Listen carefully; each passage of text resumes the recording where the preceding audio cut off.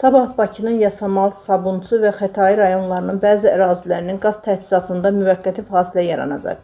Mətbuat az xəbər verir ki, bu barədə Azərqaz İstehsalat Birliyi məlumat yayıb. Bildirilib ki, paytaxtın 3 rayonunda qaz xətləri üzərində aparılacaq təmir-quraşdırma işləri ilə əlaqədar oktyabrın 28-də saat 10:00-dan etibarən qaz təchizatının dayandırılması planlaşdırılır.